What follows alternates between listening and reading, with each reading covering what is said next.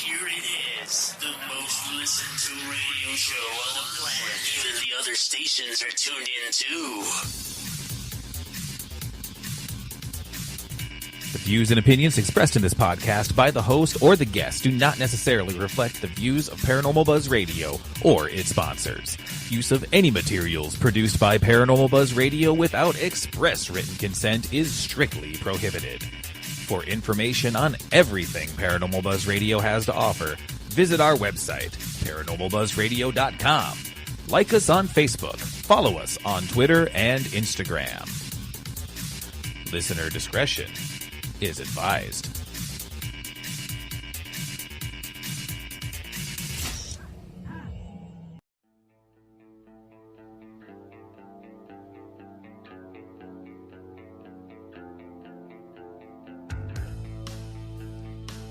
Paranormal Buzz Radio is proud to present Girls vs. Ghosts, The Realm Walker with Kelly McCarville, live, only on Spreaker.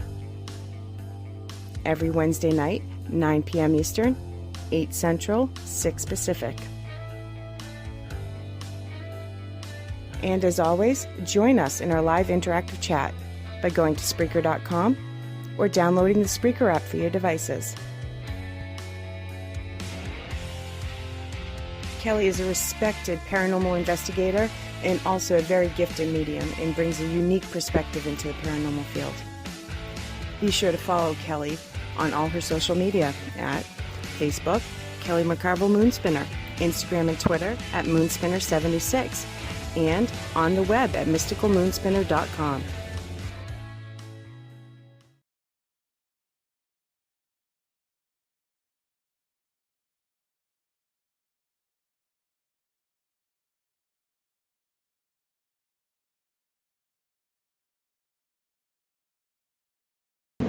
Hello, everybody. Welcome to Wednesday night, The Realm Walker. Thank you so much, everybody, for being patient. We know we are getting started just a little bit late here. We were having some technical difficulties. My lovely guests were showing up on Skype, but we couldn't hear a word from them, so we had to work through some kinks before we could get on here. All right, but wanted to make sure to get on tonight because I know I've kind of been on hiatus here and not haven't had a show for a little bit with my crazy schedule.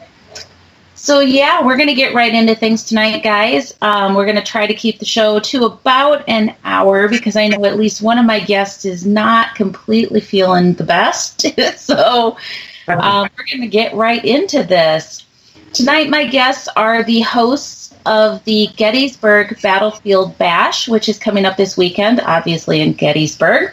So big hello to Steve, Pam, and Eric. Hello, guys. Hello. How are you, Kelly? I am wonderful. How are you guys doing tonight? Did I miss somebody? Hey.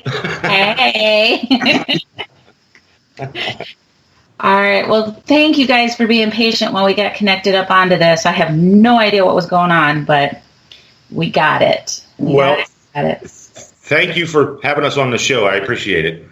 Oh, no problem. This is as close as I could get to actually being out there with you guys. I know the invite was there to come out, and it's been tearing at my soul that I'm not going to be in Gettysburg this weekend, but I figured it would be great to have you guys on and just talk a little bit about this wonderful event you guys have got going on, let people know about it if they haven't already heard about it. So let's get right into things. Tell us a little bit, first off, what is the Gettysburg Battlefield Bash? The Gettysburg Battlefield Bash, this is our third one. We are a weekend of hope and healing. So we work with Pennsylvania Wounded Warriors and critically ill children with Heroes for Hire. And our critically ill children empower our PA Wounded Warriors, and our PA Wounded Warriors empower our critically ill children. Putting them together, magic happens. This year we have over 90 vendors. We are at the Wyndham. We have a lady from The Voice. We have Backyard Hooligans is our music.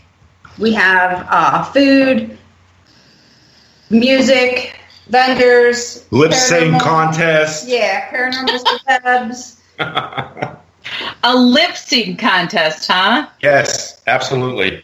There you go. So how did you guys get started doing these? Well, Steve and I knew that we needed to do something for our veterans. We felt like they weren't being honored. And we started at our store along the historic Baltimore Pike. And we had 30 vendors and peppered in there with a couple paranormal celebs. And they believed in us.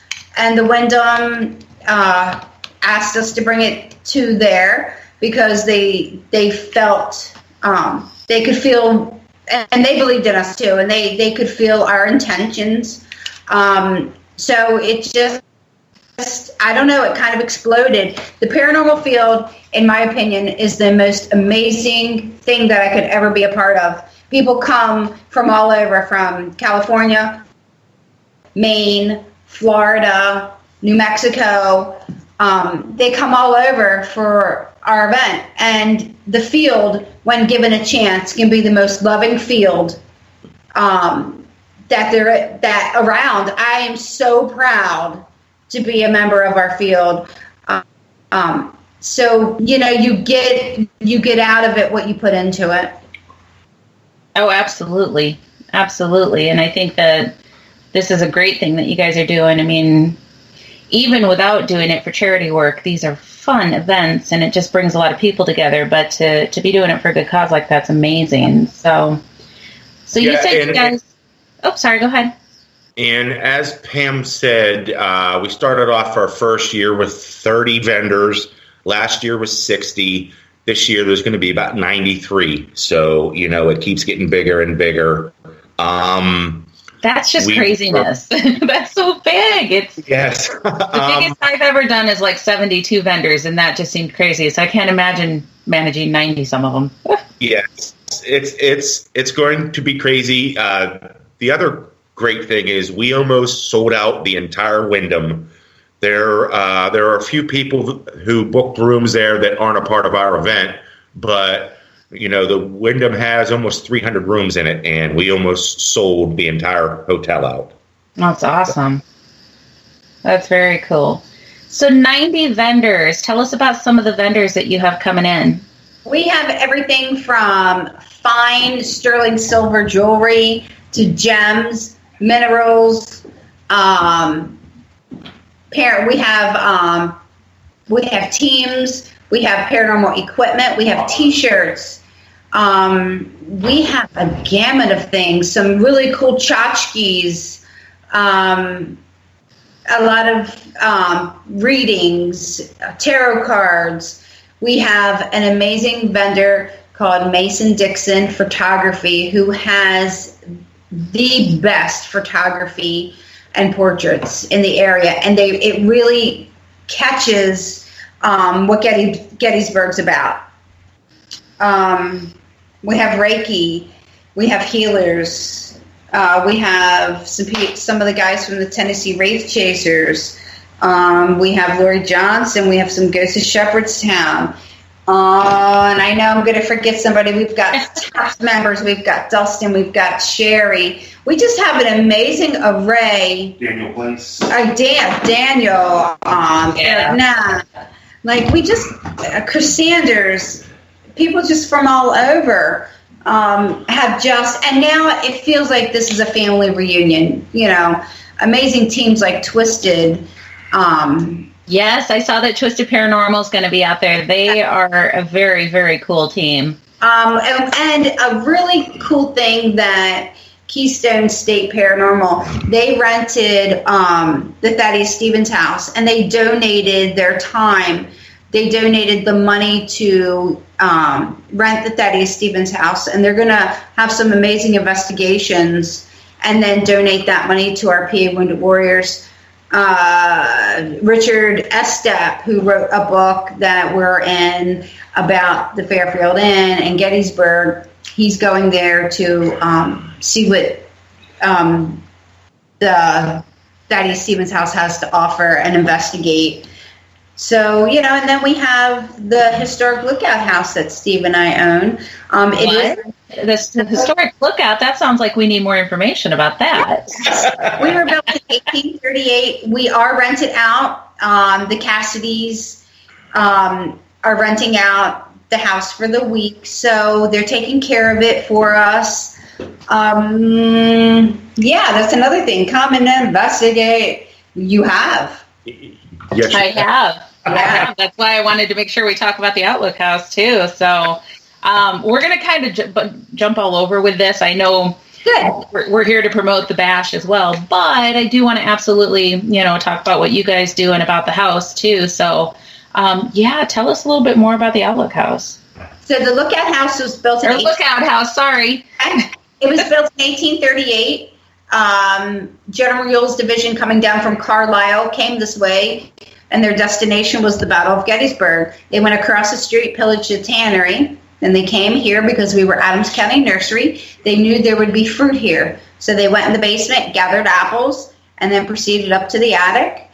They went and gathered the applesauce and apple butter, and then left and went to the Battle of Gettysburg. We were also Bendersville Station, and we have a schoolhouse on the property also. So we've got about 3 acres. The train still comes through our yard twice a day during the week. Yes, it does. It's such a cool location. You can walk into it and you can feel the history. And a lot of years. Yeah, a lot of years. And that was, I think, one of the things I liked is, when I was out there investigating that night, you could get different times. Yeah. It's been around for so long that I wasn't always getting the same time frame. Yeah, Jenny Wade's brother was married to one of the daughters here. Now, although the Confederate Army wasn't in our house for a long period of time, they just stopped here on their way to the battle. The Confederates did not camp here. They did not have a hospital here. They did not hide out here in the house. Mm-hmm. Came, gathered, ate, and carried on their way. Right.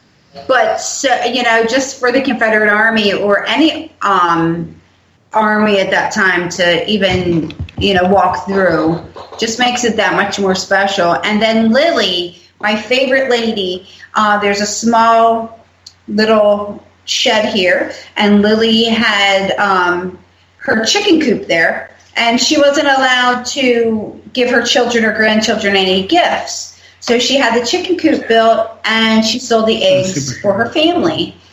So we are redoing the little cottage out there to just call back Lily. Oh, that's awesome. Yeah. And hey, the next time you're in town, I will take you over to see the Thaddeus Stevens house. Oh, it's amazing. That would be awesome. Yeah, I knew you said I very much would like to do that, and it was a whirlwind trip this last time I was out there, but if I don't make it before next year's event, I will definitely be there for next year's event. So, like I said, every time I think of it, my heart breaks just a little bit that I'm not coming out there this weekend, but that's okay. I'll watch and live vicariously through the posts and everything, and know you guys are going to have an amazing event. Thank you. So how did you guys get into the paranormal in the first place? I'll go first because I have to take my dog over to my daughter's house. So I will go. Okay. I'm Native American. My grandmother was cousins with Will Rogers. We are Cherokee, and she was in the Pate clan. We either had play with our Ouija boards on weekends with her, or we had seances. I've been in the field, which I didn't realize was a field since birth almost. I got a new Ouija board every year for Christmas. I was just always into the spiritual side of us. And I just kind of grew from there. Gettysburg called to me when I was a single mom, and I'm from Baltimore City originally, and I came here because it was safer for my kids to play here than it was in Baltimore. And just by the grace of God, I just, if you have a dream, you have to do it. I dreamt to live here. I rented a house about 5 miles away from the Lookout House. and would drive by the Lookout House, not knowing I was manifesting my future and actually to live here. So it's by the grace of the universe that I'm here, and I'm very grateful and honored to be the caretaker of the Lookout House and live in Gettysburg. It calls back to you. Once you step on the battlefields here, it's just the energy, and you just have to be a part of it. And I knew that this was my destiny. Mm-hmm. Well, very cool. Yeah, that's neat to be able to see something growing up and knowing that's what you want, and then have that be a reality. So if anybody's listening and they're in a bad situation, they're in an abusive relationship, or they just need to turn the page, or they have a dream, my message to you is please do it. Don't wait for tomorrow. Just do it. I came here with just me and my children and a dream. And I did it. So, and anyone, if I can do it, anybody can do it. Because I had enough money in the bank to give my landlord first month's rent and security deposit. I had one more month's rent in the bank, and that's it. That's what I had. So it was do or die. And I decided that my kids were going to become victorious and not victims. And we did it. And looking back, that's why we get along, Pam. Looking back, I was like, how did I do that? But I didn't even think about it. I just knew that there was some fear there, but I knew that I had to do it because I wasn't willing to stay stuck. I turned the page. Yeah, and that's what you got to do. Yeah, got to do it. So, amazing. The boys, and I'll be back in 5 minutes. I just got to drop the dog off real quick. The boys will. Okay. I'll be right back. How am I supposed to follow that up? Holy. I know, right? She left some big shoes there to fill, guys. Go ahead. Okay, I'll go. I've been investigating now for 21 years. The house I grew up in, Can I interrupt a second? Yes. Guys, you should probably tell us which one's talking since people can't see it. This is Eric. I'm sorry. That's okay. Okay. I grew up until I was probably 7. My real father was always upstairs in the attic working on something, always building something. He had passed away when I was 6. And we always heard all the pounding of nails and things being thrown around upstairs after he had passed away. So, I've always been interested in it since a very young age, but didn't actually get involved with investigating until about 21 years ago. And let's see here. I met Steve. Steve and I were on a paranormal show called the Paranormal After Party. That's how Steve and I met each other, and we've just been good friends ever since. So there you go. See, I can't get on. Pam's level was just so up there that I can't do it. So I'll let Steve explain now. What was the question? How I got started? How did you get into the paranormal? I was possessed. No, I'm only joking. No, he's kidding. Okay. This is a lot harder when I can't see your face. I got into it with my mother, actually. My mother used to do grave rubbings. Where they used to go. She worked for the Audubon Society. So a lot of people in the Audubon Society said instead of looking at birds and all that stuff, they came across graveyards all the time. So they said, let's see if we can find the oldest grave rubbing.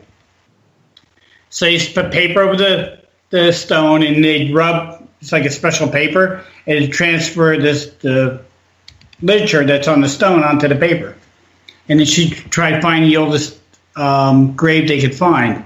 So I was in the graveyard with my mom. We heard someone tell us to get out, and there was no one there. And we were in the middle of the woods. It was just us two. So that's what got me started in it. And went from there to my own team called Dark Illusions, and then went from Dark Illusions to Ghost Detectives, and then from Ghost Detectives we went to Paranormal After Party. So It's been a long journey, 27 years. So did you guys have experiences that got you into it, or was it just a general, you knew it was out there and wanted to learn more? I was always into like horror movies and stuff like that, ghosts. But what happened was in New Jersey, they have a ghost called the High Point Ghost. High Point's the highest spot in New Jersey, it's by the High Point Monument. And the Audubon Society, actually, someone used infrared film to take pictures of ferns because it would bring the fern out better in the picture. When they did that, they actually captured the High Point Ghost on their film. And it's a woman in a long gown, and you can see right through her, and you can see the ferns and everything else. So that's what got me into it. Eric, did you have something happen that got you into it? Not really. I just always wanted to know what was out there. I knew there was something that happened after people passed away, and That's all right. Yeah. I think that's good. You always hear about the stories that, I had this or that happen that kicked me off into it. But I think it's important to have the ones that are just like, I have an interest in this there and want to learn. And I don't know, there's a purity going into it that way, I guess is the word that I'm trying to say. For me, because of the abilities that I have, knowing that I had them when I was a little girl, I went the other way, knowing full well something existed, trying to figure it out. You guys are trying to figure it out to see if something exists, So right. I think that's a neat approach to it too. And I think just like most everything, you've got to have this balance of everything. So you guys balance out us woo-woo freaky people over here. So I'd actually heard about this event from Mr. Dan Class originally, I believe. And then I ran into you guys at the New Jersey Para-Unity Expo. So got to meet you guys there. We'll be back. We'll be back. We're going back to that one, definitely. I'll be back at that one as well. That's another phenomenal Paracon if you guys are looking for travels. But yeah, so then just happened to work out that I get to spend some time with you when I came out to Gettysburg in June. So yeah, that was awesome. So do you guys have speakers throughout the event then? Yes. You guys want to share some of the topics and speakers who will be talking about what? Pam has that list. I don't have that list. So we have to stall for 5 minutes so Pam gets back. Just ran over, drop a dog off, and come right back. I can tell you that Dustin Perry's speaking. Yes, Dustin. That's going to be a treat. Dustin's an amazing speaker. Will be speaking on Saturday. Around 11 o'clock, I think. No, 1 o'clock. 1 o'clock on Saturday. Richard Estep is going to be speaking. He actually just finished a new book that he wrote about the Farnsworth House here in Gettysburg that he will be debuting at the Bash this weekend. So we're excited about that.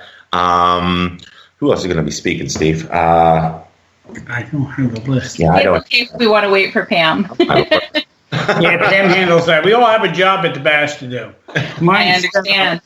Yeah. I knew Dustin was speaking, and yeah, that's, for anybody who's going to be in the area and is even thinking about attending this, Dustin is an amazing speaker and just ridiculously inspirational. And yeah, if for no other reason, but keep in mind there's 92 other reasons and a whole day of speakers besides, but if for no other reason, he's absolutely worth going out for. Dustin's absolutely. I agree with you 100%. Yes. I'm trying to find the list of the speakers here, and it's. You are fine. I've got some questions that are coming into chat that I'm going to go ahead and ask. So, on top of being the host for the event that's coming up this weekend, you guys do investigations on your own and lead investigations out at the Lookout House. So, let me find my first question because I lost it. I was told to get his own house today.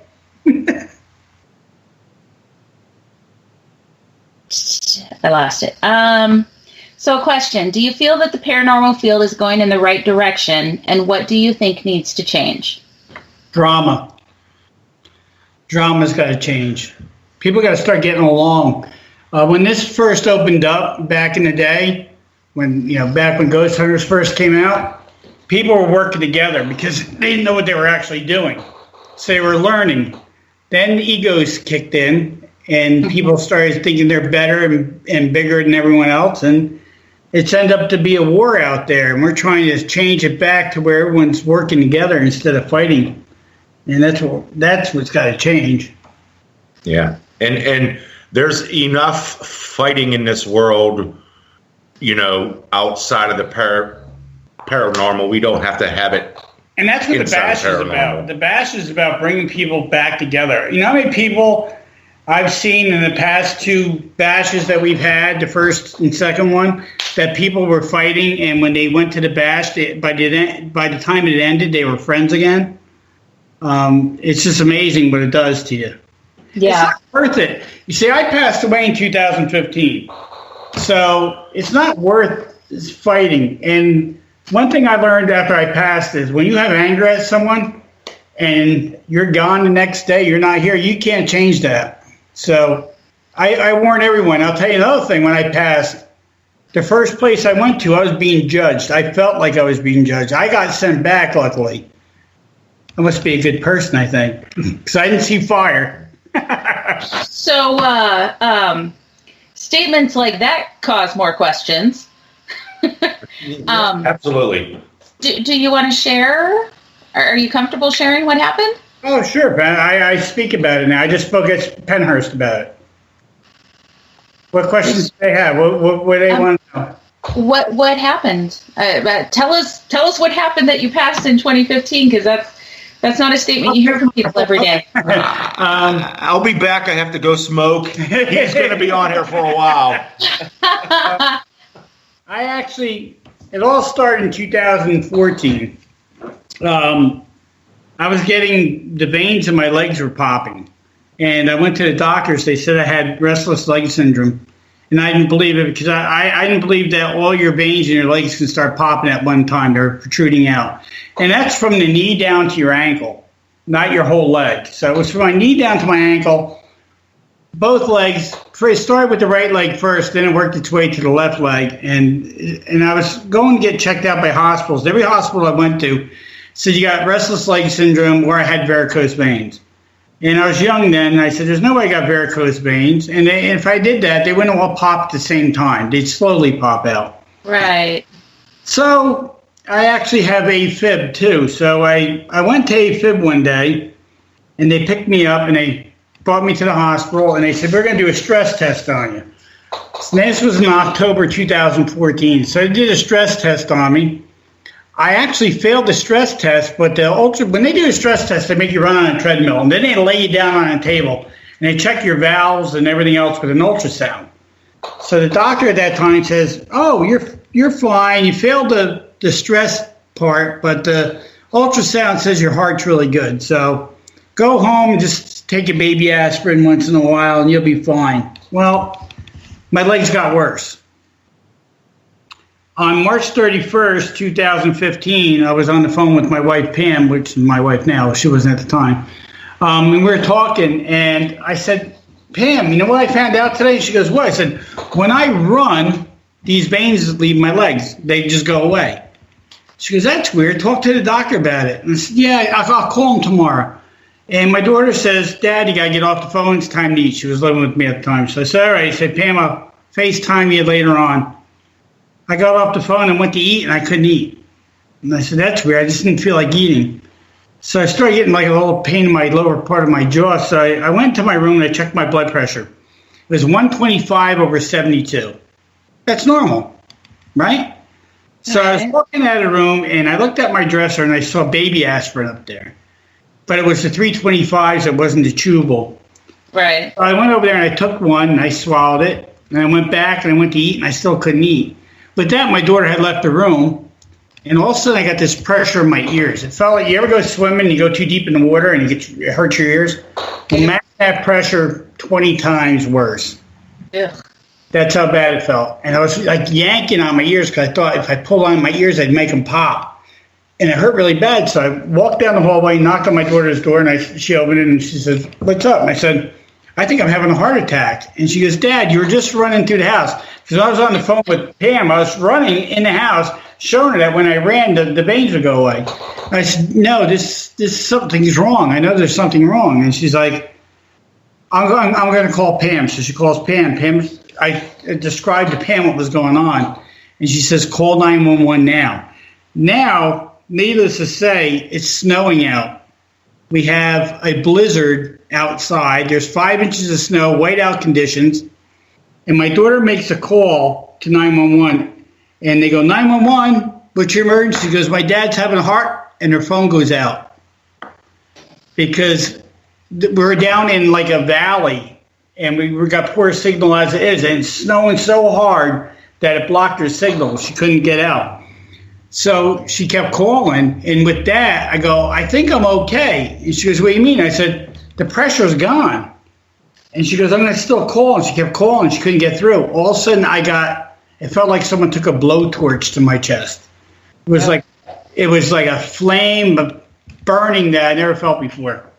And that lasted for like 10 seconds. And I'm just holding my chest. Now my daughter's freaking out. She's crying. She's trying to dial 911. It's not going through. Well, her boyfriend was there at the time, and he goes, if they don't come here, because it was like 20 minutes had gone by already, and they couldn't get through, he goes, "I'm going to drive you." And with that, we heard an ambulance in the distance. And I was doing all right then. I was on the couch. I was breathing fine. And I had to go to the bathroom, and I said to myself, something told me not to get up. So I just stayed there, and next thing you know, we hear the ambulance pull up to the house. They had pinged her phone to find her. So they pinged her, and they found out where we were, and they come in, and they hook me up to all the electrodes and do the EKG on me. And they go, "Can you walk to the ambulance?" I said, "Yeah, I feel fine now." And I went to get up, and he goes, No, sit back down. What happened was when I stood up, my heart would stop. So, oh, my God. Yeah, so they pulled the wires off, laid me down, got me out in the ambulance. And they asked my daughter, she says, "Where are you bringing them?" They said, "We got to bring him to Scranton. That's 55 minutes from here. There's no hospital that's in the area that can help him right now." So as soon as we pulled out of my driveway, we got out to the main road, and he looked at me and he goes, "Steve?" I go, "Yeah." He goes, "Lift your tongue up right now. I got to give you something." And he shot me with nitro, and I died right in front of him. That was it. I was dead. When you die, the first thing I saw when I died it was like a photograph album. It's like I saw pictures going by from like as far back as I can remember, like 7 years old, and then it would go dogs I had, cars I had, and it was going faster and faster and faster and faster and faster to where I couldn't even see it anymore. And I woke up in the ambulance flipping like a fish. The reason why I was going faster because they were shocking me back. And the guy goes, hold on. Because I was flipping like a fish in there, and he goes, "We just brought you back." Now, that's the scariest feeling in the world when you die, because you're looking out the back of an ambulance and you're seeing the exit signs on the highway. You know that I only left my house. I'm only like 2 minutes from my house, and I got a 55-minute ride. Right. Just died. Am I going to make it? And it's scary because you're saying to yourself, "I'm not going to make it." When you die and your heart stops, when you ever stand up really fast, you get lightheaded? Well, imagine that laying down. You're laying down, and that feeling comes up, and it comes up into your forehead, and you can't stop it. That's what it feels like when your heart stops. Your brain's the last thing to shut down. So we're driving down, and I remember I was halfway to the hospital, and I looked over at the EMT, and I said, "I'm going to die." And he goes, "I see that." Because I looked, I can see my EKG line going straight, and I can feel it. The head rush came up, and he shocked me again. That was the second time he shocked me. That time, I left and I went to a gray area. This is all gray, and then I was quickly back in my body, and I was looking out the back of the ambulance again, and now I'm really panicking. So, but the panic was good because it made my heart race. Right. So, we ended up about a mile from the hospital, and I said, "We're going to make it." He goes, "Steve, just hold on. And I died at that time again But I didn't go nowhere. I woke up instantly back in the ambulance. I saw the ER sign above the where they pull in, and they wheel me in, and there's a doctor in there, and his name's Dr. Greenspan. He goes, "I'm Dr. Greenspan. I'm the ER doctor." And I said, "Whatever you do, don't let me die." He goes, "You're not going to die on my watch. I promise you that." And I died right in front of him. I was dying I'll show you. I was dying every 30 seconds. God. Roughly every 30 seconds, they were shocking me. I remember the girl cutting my shirt off and saying, "Steve, I got to cath you. I can't give you nothing." I'm like, "Okay," and I died. So I didn't feel nothing. The last thing I remembered in the hospital at that time was when I was out in the hallway. They wheeled me out because they told my daughters I would not make it. They were there. They gave me my last rites, and they wheeled me towards the cath. And that's probably, I'd say, the 27th time I died in the ER. I was shocked back 53 times. So they shocked me all the way up to the cath lab, and I don't remember any of that because I wasn't here no more. I was in a gray area. I call it heaven or purgatory, whatever you want to call it. Judgment chamber is what I call it, because when you get up there, you know someone's looking at you and they're judging you. So I warn everyone to be kind to people now, because you will be judged. The weird thing was I looked at my watch and it was on my wrist. There was no face to my watch. There was just skin where the face of the watch is supposed to be. The band was there, but there's no time. So there's no sense of time. When you walk, remember, you're in gray. Everything's gray around you. Under your feet's gray, everything. There's no trees, no buildings, nothing. Just gray forever. Wherever you look, it's gray. And when you step, it ripples out like a water. Like, they ever skim a rock in a pond and it makes that ripple? Yeah. It ripples out, and as soon as you stop, it sucks back to your feet really fast. So imagine walking, rippling, and boom. And then I came across these little watery figures that were running past me, and they were giggling. So I figured they were children, because you ever see the movie The Abyss? There's a watery figure in The Abyss. It's the best way I can describe it. It looked like that, and they were running past me. And I tried grabbing one, and you can't touch nothing up there. Every time you go to touch it, it just flies past you so fast you can't get it. And they said to me, "We're not allowed to talk to you," but with a male and female voice exactly talking at the same time. So I said, "Okay, well, I'm going to go in different directions." So remember, you have no sense of direction. So I could only turn my back towards them and walk away, and I kept walking. When I walked, I came across angel wings. Wings everywhere, sets of them, small, big, large, everything. They were everywhere. And there was no angel attached to them. It's just a set of wings just floating everywhere. And no one says nothing to you up there, really. And I got up there, and I wanted to touch one of their wings. So I wanted to see what they felt like. And it would just take off from me so fast, I couldn't touch it. With that, I have this light come at me. And it's not that big, bright light everyone talks about. It was a darkish light, like a cat's eye, but elongated. And it opened up, and then there's this dim light and a figure standing in it. And it was a tall, slender, I say male, figure standing there, which I believe was God, and said to me, he says, "I come to you because you believe in me. You're a part of me, my kingdom. Let them know I'm with each and every one of you. My love never dies. Now go." So I go where? I'm saying to myself, I had no sense of direction. So the only thing I could think of was turn my back towards that figure and start walking. I did. And I ended up in the cath lab for a second, and I see a pink mask and a blue mask looking down at me. And they're saying something, but I couldn't hear them. And next thing I know, I'm back in the gray area, and I hear a voice say, "I told you to go." And I'm saying to myself, well, I didn't ask to come back, So next thing I know, I'm back in that room. Now I can see the pink mask and the blue mask looking at me, and I can hear them. And they're saying, "Steve, if you can hear us, give us a sign." And I gave them 2 thumbs up, and everyone clapped in the room.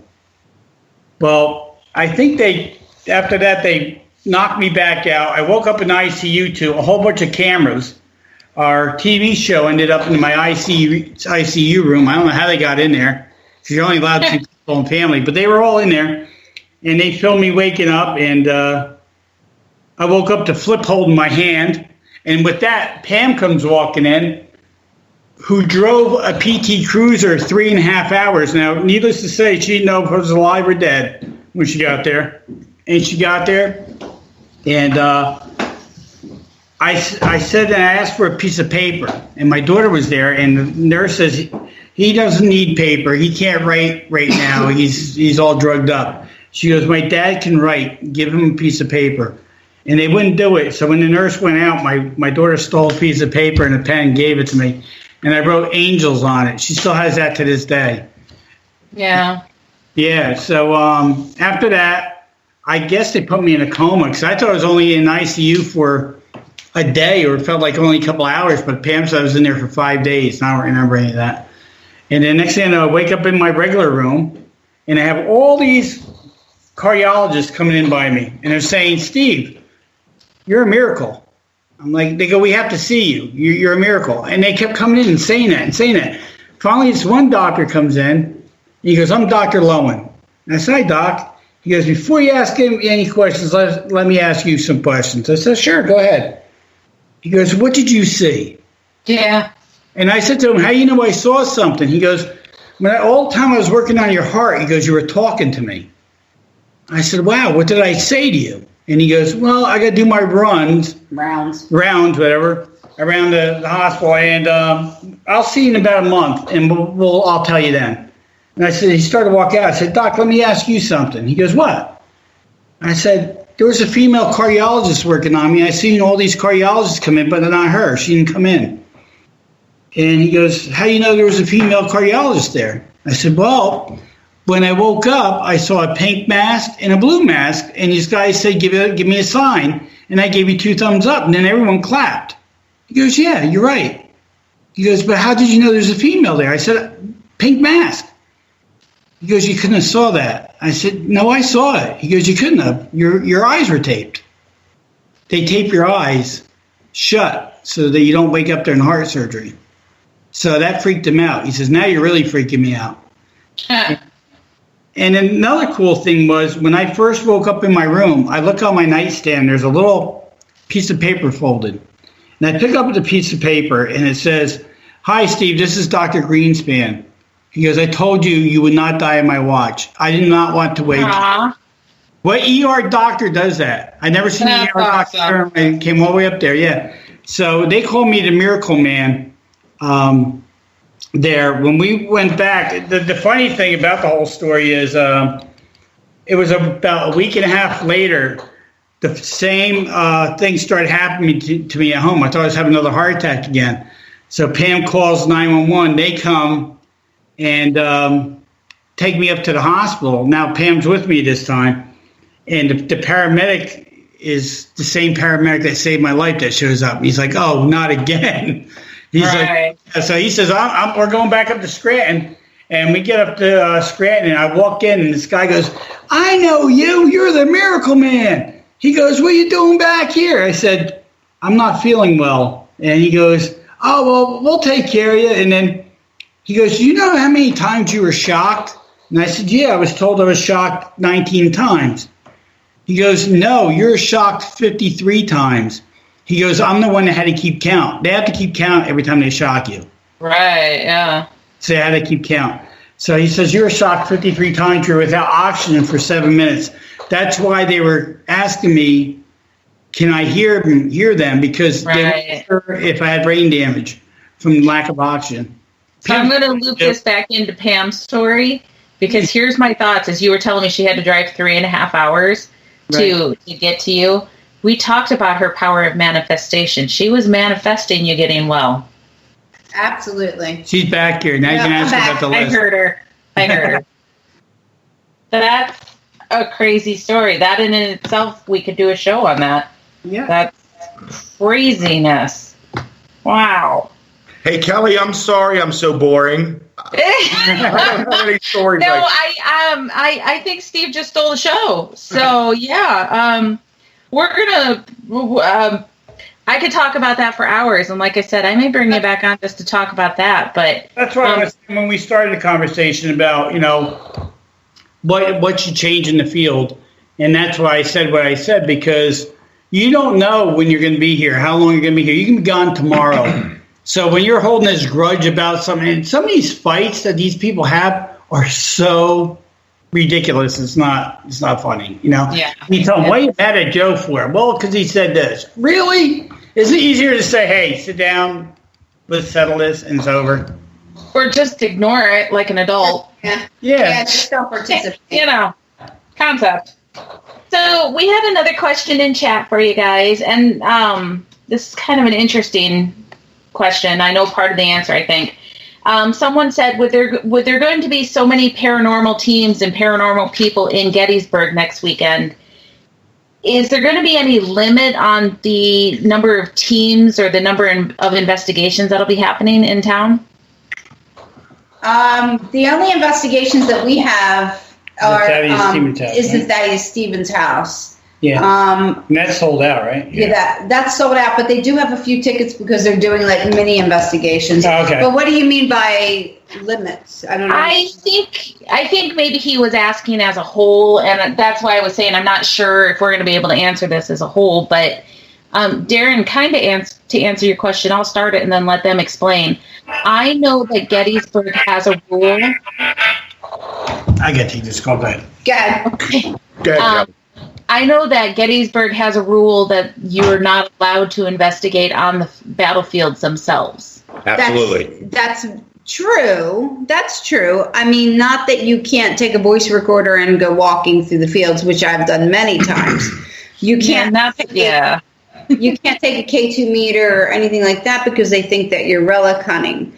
But if you take a voice recorder or SB7 and just walk through, nobody's going to stop you. Right.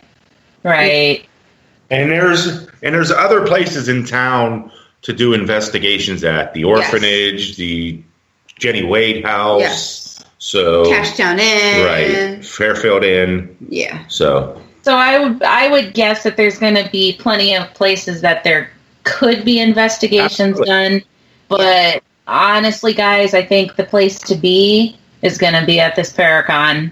Absolutely. So what are the hours of the Paracon? When does it run? Friday, we go from 12 to 6, and then at 6 to 10, we have the bash before the bash.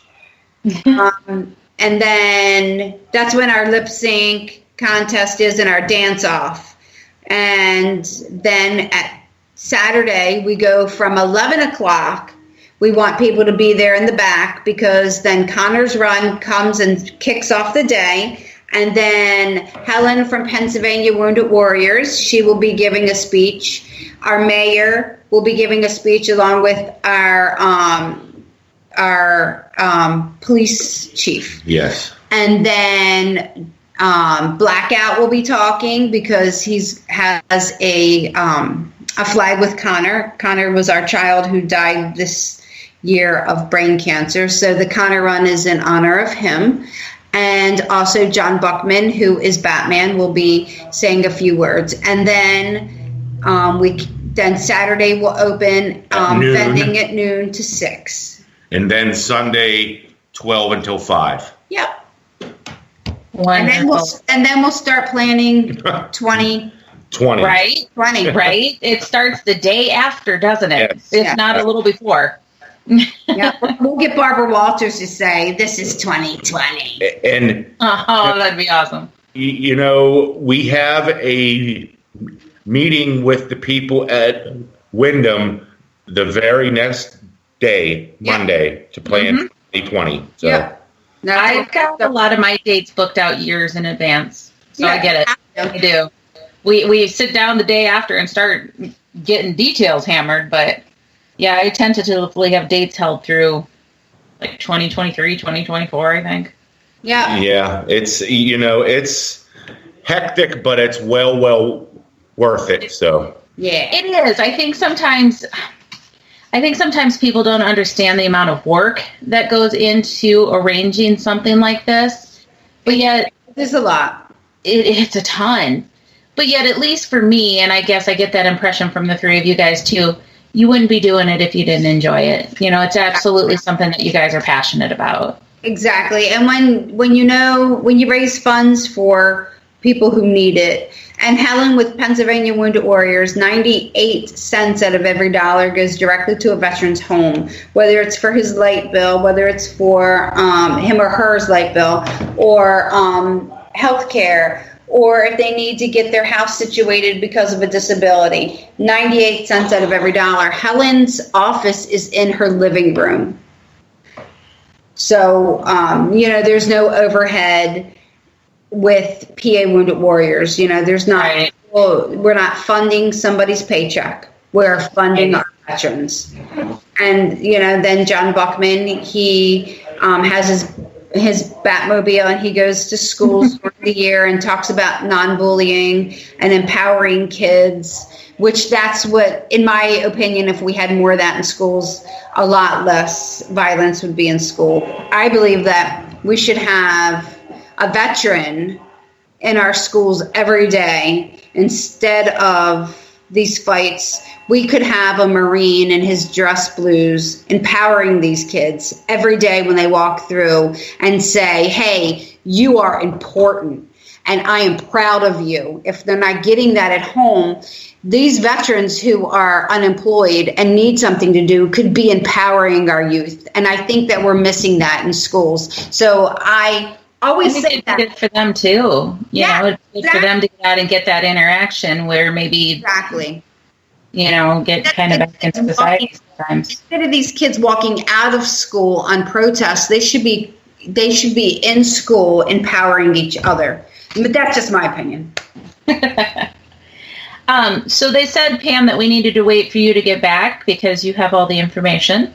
Do you want to share some of the other speakers, of the talent speakers that you'll have throughout the weekend? Let me grab I have the list right here. Okay. So let me grab it right out of my purse. Now it's just me. Well, while she's looking, I have another question. Okay. What are your favorite devices to use during investigations and why? I'm an old school guy where I have to have a recorder. So if I had my choice of three things, it would be a recorder, a camera, and a flashlight. And you can't hear anything if you don't have a recorder. So you have to have a recorder so you can find voices and all that stuff. A camera, you can take photos of things, and a flashlight so you don't fall. Falling. And another very good tool is yourself. You can always go to a place, feel if it's haunted, feel if there's anything there, if there's spirits. Those are my things. I'm hurt that your answer wasn't a Kelly, Eric. It should have been a Kelly. Needs to go with you everywhere you go in Gettysburg. And Kelly. All right. I've got my list here. So our speakers, all of our speakers will be gathering in the Eisenhower room. So Friday, 1:45, Seekers Club of the Paranormal. At 2:30, Joe Hawk. He's law enforcement in the paranormal field. So he's a veteran and an officer, and having that behind him empowers him in the field. Dave Spinks, he's retired law enforcement, U.S. Air Force, paranormal investigator. That's at 3:15. 3:45, Adam Bonnet, glider, investigating without limits. He investigates in a wheelchair. I love Adam's speech. Awesome. He's a very well-rounded speaker. 4:15, Russ Stiver, veterans who investigate the paranormal. Love Russ. 4:45, Mark Nesbitt. He's an author in Gettysburg. He's going to be talking about the paranormal field in Gettysburg, of course. At 5:20, Jordan Jones with Oculus. Then we go to Saturday. 11 a.m. is our opening remarks on the stage. Then the mayor, Gettysburg Police, Robert Glennie, PA Wounded Warrior President Helen Sager, Batman, John Buckman, Blackout, Chuck Timbrook. Then Saturday speakers, 1:30, Dustin Perry, motivational speaker. Yes. 2:15, Scott Porter and Stephanie Burke. 2:45, Josh Barnhart, going from active military duty to paranormal with PTSD. 3:15, Ellen McNeil and Jack Kenna in memory of Edmund L. McNeil. That is Ellen's brother. And I don't want to give away any of her speech. It's going to be very heartfelt, and people should not miss it. 4:15, Almost Gone Guys at Steve and Anthony Holmes. They will be giving their Almost Gone Guys, they almost kicked the bucket. And then right after that, we're going to have a paranormal roundtable. Sunday speakers, 1 o'clock, Dennis Estock. He's talking about Cabin 360. At 1:30, Carmen Reed, A Haunting in Connecticut. I love Carmen's speech. It's about a mom in fear of her kids in a haunted house. At 2 o'clock, Richard Estep, author. He's amazing. I was actually on a panel with Richard at Scarefest a couple years back, and he's very intelligent. 2:30, Daniel Calise from Hinsdale House. 3 o'clock, Don Allison, author. He's one of my favorite authors. He wrote I Met a Ghost in Gettysburg. At 3:30, Chris Sanders, Haunted Objects. And then at 4 o'clock, Eric Knapp and Stephanie Hutnick. And I haven't met her yet. So she's super nice. I haven't met her in person, but she's an amazing person. Yes, she is. And then we have a gamut of guests, vendors, special guests, and again, none of this would come to life without everyone, without the field coming behind us and supporting us.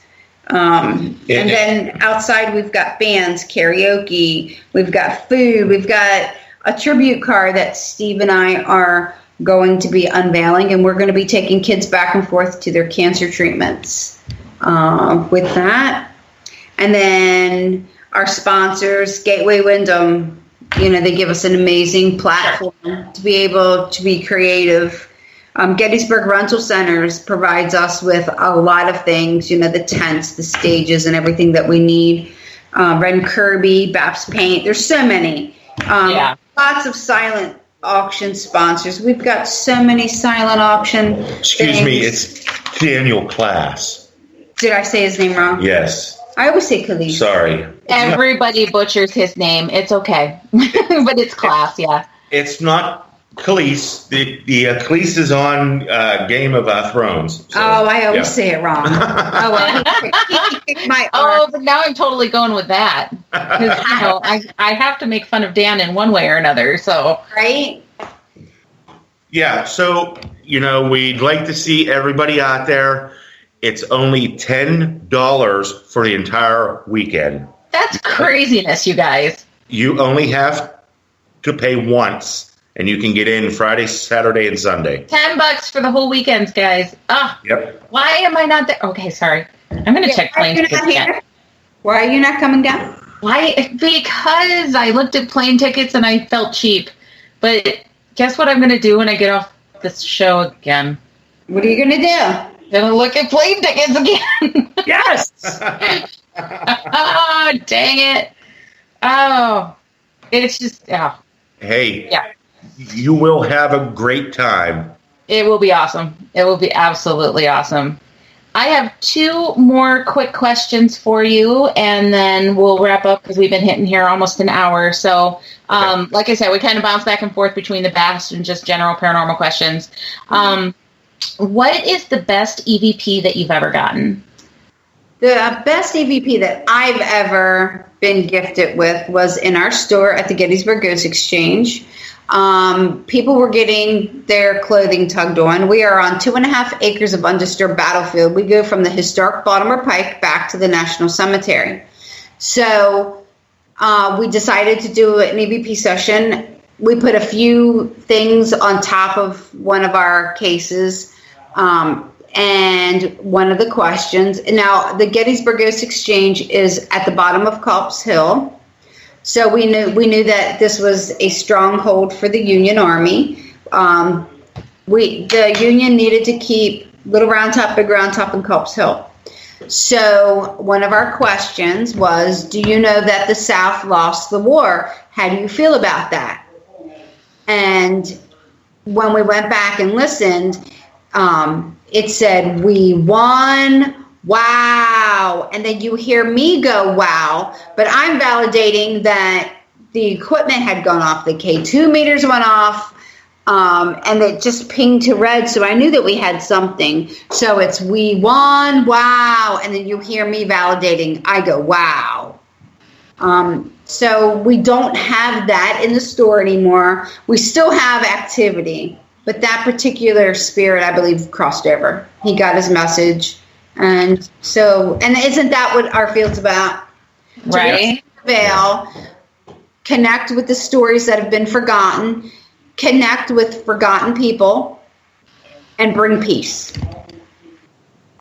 That's amazing. Yeah.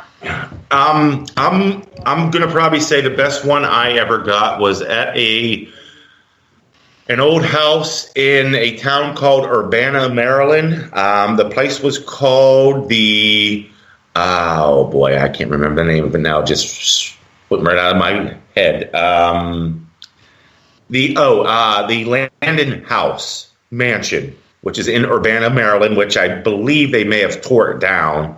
But we were down in the basement, and we got a clear Class A EVP, of a child saying, "Mommy," clear as day, "Mommy," MOMMY, mommy. That's cool. Steve, do you have one? He had to take a call about the bash. Sorry. Okay, no problem. I wasn't sure if he was back yet or not. Okay, one more question, and I'm curious about this too, just in case I don't buy a ticket out there. Mm-hmm. Will any of the event be live streamed? Will you be doing any Facebook Lives? Yes, Ted with Paratalk Radio, Kat Hobson, the Salazars will be there. Yes.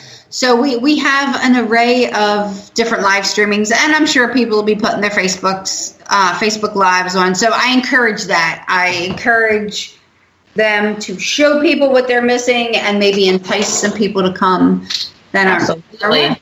As far as I know, Ted from Paratalk is going to live stream the entire thing, or at least try to. Yeah. So, wow. That's very cool. Okay. So I think what I'm going to do is I'm going to go ahead, like I said, I usually do just a one-card general tarot reading or oracle reading for everybody at the end of the show. Okay. While I'm doing that, be gathering all of your information of where people can find you, how people can keep track of the event, and we will end with that. So give me a minute here. Steve's back. Steve's back. Well, he can tell us what his favorite EVP is then that he's ever got while I pull a card. and I have to go to the bathroom Best again. EVP would be the one at the store, I guess. No, but I gave that one. I So gave that one. do you agree? It's like Family Feud. You got to come up with a different answer. A different answer? Today wasn't EVP. I was told to get out of my own house. Yeah, Steve was. I was upset today because we went to, when you're doing the bash, it's stressful. So he was having a difficult Yeah, day. He so- left the house, and the lady upstairs yelled, "Get out!" And Oh. everybody here at the dining room table heard her, Yeah. and we all looked at each Oh other. my gosh. Told me to get out of my own house. Isn't that nice? Yeah, pretty cool. And I'm friends with her upstairs. Maybe it was meant, get out, you need a breath, you need Yeah. I'm sure it was a positive, supportive thing. Yeah. I don't think wait, right? That's awesome. All right. So, gonna do my card reading here real quick for everybody to know what I'm pulling from. I got this new deck called the Moonology Oracle cards. I absolutely love it. I wish this is the one point. I wish I did have a camera to show you how pretty these cards are. But the card that I drew is the new moon in Pisces, and this is about meditate and contemplate. It speaks of dreams and romance, of soulmates and poetry. It suggests there's a new start coming your way that's connected to a matter that leaves you feeling somewhere between having your head in the clouds and being in a total altered state. There could be confusion and disappointment if that's what you've had before and that's what you're expecting. However, if you're onto a good thing, then wish hard, because the words of your soul and heart could help bring about the manifestation of your dreams. If all that sounds a little wet and watery, then that's Pisces for you. This is the last sign of the zodiac, and the new moon is Pisces. The new moon in Pisces card can suggest a last-ditch chance to make your dreams come true. And I think this is ironic that this card got pulled, because we kind of started out the show talking with Pam about manifestation. Yeah. You know, this event that Pam and Steve and Eric are bringing to you guys, along with all of their volunteers and everybody that's helping out with this, all the foundations and the just, there's a lot of people that go into something like this, guys. This was a dream. This was an idea at one point. This was something that they came together and they said, we're going to make this happen. And look what they have done. 30, intention, 60, and intention and the feeling of love. And you know, on my I do a board, and I have different things on my vision board. And one of my things on my vision board was happy marriage. And then I have two hands, and it says giving. And my intention on my vision board is to be able to give back. So that intention has come true. And that's just amazing. I mean, what you guys have accomplished in 3 short years is just phenomenal. So I'm scared to even ask. Do you guys think you're going to cap it at about this size? I'm sure you're going to do it again next year. No, I think with the way that the Wyndham has it set up now, I think she said that we could fit 96 vendors in the ballroom. And we like to keep everybody in there. Last year we were out in the hallway and nothing happened. It was all safe and secure, but I want everyone behind locked doors so they can go out in Gettysburg, investigate, and they can have a good time in the evenings and know that their items that they're going to be selling the next day are locked up. Exactly. So I think we're going to have to be capped at 96. And I get sleep because last year we were watching it. We had a jeweler out there, and he had all this jewelry out in the hallway. We were worried. And I was worried that anyone could just walk in and grab anything. So I was getting up constantly, going down there and walking. No one bothered it. And then when I got up in the morning, Wyndham asked me, why did you keep getting up? We saw you on the cameras. I'm like, oh, so you have cameras. Yeah, but still, even with cameras. Yeah, no, I get it. They saw me getting up and checking everything constantly. So I was like, yeah, I know, I got no sleep. So this time I'll be able to lock the door, go to my room, crash, and be refreshed the next day. So. Mm-hmm. Excellent. So one last time for us, recap the name of the event, the hours, where people can find information about the event, and then also give them some information about where they can find you guys, because you guys are so much more than just this event. So, Gettysburg Battlefield Bash, July 26, 27, 28. It's at 95 Presidential Circle in Gettysburg. At the Wyndham Hotel. What else did you... Oh, Friday, 12 to 6. Saturday, 11 to 6. Sunday, 12 to 5. You can also find us at the Gettysburg Ghost Exchange, 1015 Baltimore Pike. Or you can find us at the Historic Lookout House at 1159 Center Mills Road. We're about 10 miles outside the circle of Gettysburg. Or go to the Gettysburg Ghost Exchange store. Yes. Or call us. Yep. And social media, you guys are out there on social media as well? A page for the Gettysburg Battlefield Bash on Facebook, and there's a one for the Gettysburg Ghost Exchange. Yeah. Most of the time, people can go and buy their equipment through our website, easy peasy. But, most of the time people call us. 717-420-5791. They usually give us a shout, chit-chat, and put an order in. We're just very hands-on with our customers because we have become the place where the paranormal field gathers. People come in, we talk about investigations, we share evidence, no ego. We empower each other to go out in the field and find evidence, and we network with everyone. They're really nice people, guys. I know I've got a lot of Midwest listeners, but if you guys get a chance to get out to the Gettysburg area, first off, I strongly suggest you do it this weekend if you can. But if not, even whenever you do get a chance to go, be sure to stop in to one of the many locations that they're at. Contact them, say hi. They're good people. So, yeah. Well, guys, we have been on for a little over an hour at this point. I want to thank you guys so much for coming on. Thanks for having us. Thank you, guys are awesome. Sorry we had problems in the beginning. It is technology. And it absolutely is what seems to happen a lot. So, anyways, just quick update on what's going on with us, guys. As a reminder, Shay's Paranormal Chat, we are on our season break in between seasons, so we will be back, I believe... My cat's knocking things down. I believe we're coming back sometime in September.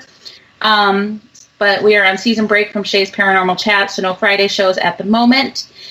Next Wednesday, guys, next Wednesday night on the Realm Walker, I will have the lovely Brandy Green from Ghost Hunters International joining us on the show. For anybody who was able to make it out to the Cedar Rapids Psychic and Paranormal Expo last weekend, first off, thank you for attending. But second off, you got an opportunity to meet her in person, but we will get to meet her here on the show and learn more about her adventures, her 40 countries and 6 continents that she has visited, and hear all about her crazy stories that she has encountered over her travels. Some of the stories she shared with me over the weekend is just mind-boggling, the things they went through while they traveled and filmed. So, yeah. I have been talking with her, possibly to get her here next year. So, okay. Yes, all right. About that. I will keep that in mind because I know Brandy. She is actually then going to be a part of one of my events that I have coming up mid-August as well. So next Wednesday night, Realm Walker, Brandy Green. And then Friday, August 2nd, there's an event that's going on at Malvern Manor that's being put on by Ron Haskett. The details will be out on his page on Shadows Redemption or Ron's page. Monday, August 5th, I will be the guest instead of the host. I will be a guest on Paranormal Pride at 7 p.m. And then August 7th on the Realm Walker, I will have the Southern Gypsies as my guest.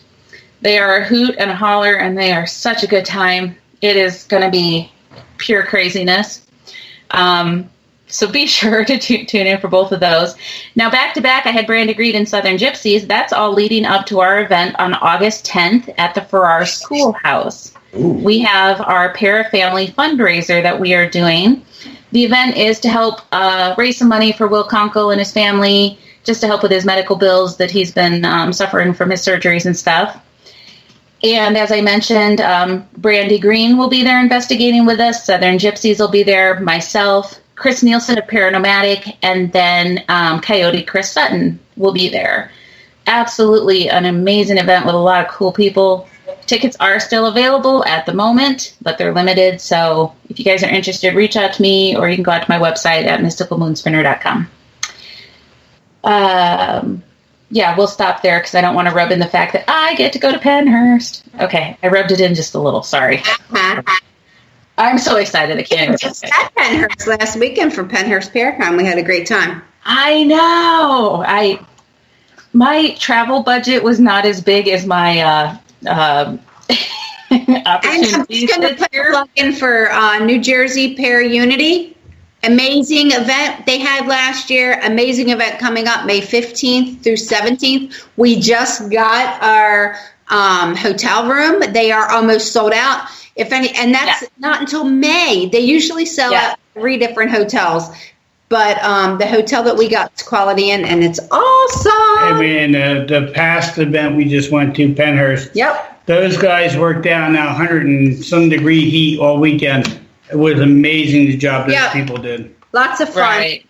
Yep. So that's the New Jersey Para Unity Expo that they're talking about. And that's actually where I met all these lovely folks for the first time. Right. Yeah. Absolutely amazing event. But like they said, guys, if you want to stay anywhere near the event, best get on it soon. Because it'll be gone. The place books up. Yep. Get your tickets and get your... I don't think tickets are available quite yet. I think they said they come available on the 29th. I think I saw. I think that's what I saw anyway. So, anywho, tons of great events, guys. Be sure to give some love and like to not only the show, but to Eric and Pam and Steve. And thank you guys, once again. I know how crazy busy the week before an event can be. So I appreciate you guys taking the time to jump on here and share some information, and I will continue to promote your event and let people know what's going on. But I'll see you on the weekend. Yes, I will. Get your damn ticket. I will try. Anybody who wants to help Kelly get to Gettysburg, let me know. We'll create a pot of money for Kelly to go because her soul is slowly dying not being in Gettysburg. Are you in Iowa? What's that? Where are you at? Iowa? Iowa, yeah. You know, we're going to be taking a trip out there in the summer. We're going to Villisca. Are you? When are you going to Villisca? I'm not sure of the date, but I know it'll be next summer. That is top of my bucket list. I have been infatuated with that house since I was a child, and I'm finally going to investigate. Oh my gosh. Well, if you want to tag along, let me know. I've been there a couple times. It's an amazing experience. I can't wait. It's an amazing experience. Yeah. All right. Thank you again. Thank you so much, everybody. Thank you for tuning in tonight. We love you guys. And thank you. Talk to you. You are so welcome, you guys. Thank you. We will see everybody next week. Well, we'll talk to everybody next week. Until then, have a wonderful summer. Thank you so much. Thank you, Pam. Thank you, Steve. Thank you, Eric. Love you guys. Thanks. Stay in touch. Don't be a stranger. Oh, never. I might just show up this weekend. All right, good. All right. Thank you, everybody. Have a good night.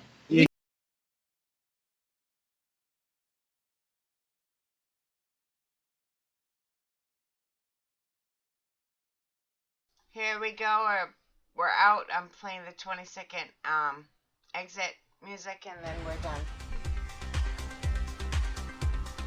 Thank you for listening. And for all things Paranormal Buzz Radio related, check out our website at paranormalbuzzradio.com. Like us on Facebook and follow us on Twitter and Instagram.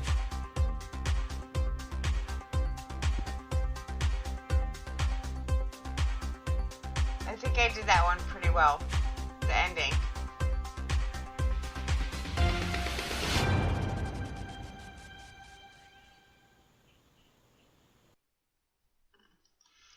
But I can see you, and I know that once you say goodnight, even if they keep talking, I'm like, okay.